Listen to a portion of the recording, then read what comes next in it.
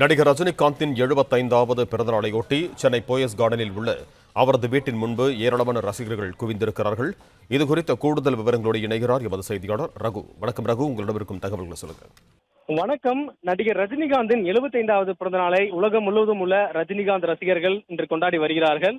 திரைப்பிரபலங்கள், அரசியல் கட்சி தலைவர்கள் தங்களது சமூக வலைதளங்கள் மூலமாகவும் அலைபேசி மூலமாகவும் அவருக்கு தொடர்ந்து அந்த வாழ்த்துக்களை தெரிவித்து வருகிறார்கள். குறிப்பாக சொல்ல வேண்டும் என்றால் அதிகாலை முதலே தமிழ்நாட்டிலிருந்து பல்வேறு மாவட்டங்களிலிருந்து ரஜினி ரசிகர்கள் காத்திருந்து அவருக்கு பிறந்தநாள் வாழ்த்துக்கள் தெரிவிக்க வேண்டும் என்று சென்னை போயஸ் கார்டனில் உள்ள ரஜினிகாந்த் இல்லத்திற்கு ஏராளமான ரசிகர்கள் காலை முதலே குளிர்ந்திருந்தார்கள். ரஜினி ரசிகர்களை பொறுத்தவரை தமிழ்நாட்டில் முக்கியமான பண்டிகை காலங்களில் ரஜினியின் வீட்டு முன்பு திரண்டு ரஜினிகாந்தை பார்ப்பதும் அவருடைய வாழ்த்து பெறுவதும் காலமாக நடந்து வருகிறது. அந்த வகையில்தான் இந்த 12/12/2025 அன்று அவருடைய 75வது பிறந்தநாள் இன்று கொண்டாடப்படுகிறது.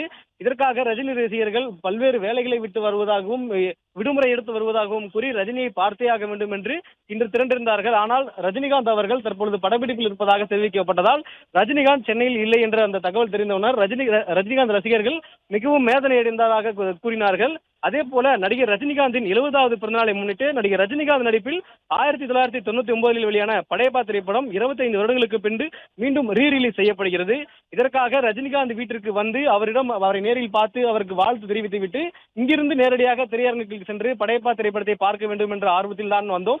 ஆனால் இவரை பார்க்க முடியவில்லை என்றாலும் நாங்கள் திரையரங்கிற்கு சென்று நாங்கள் திரையில் ரஜினிகாந்தை பார்த்து மகிழ்வோம் என்றும் தெரிவித்திருந்தனர். அதே போல் தமிழ்நாடு முழுவதும் அதிகாலை முதலே அந்த காலை சிறப்பு காட்சியானது திரையிடப்பட்டது. பிளே ஸ்டோர் மற்றும் ஆப் ஸ்டோரில் இருந்து பாலிமர் செயலியை QR கோடு மூலம் பதிவிறக்கம் செய்யுங்கள். செய்திகளை உடனுக்குடன் பெறுங்கள்.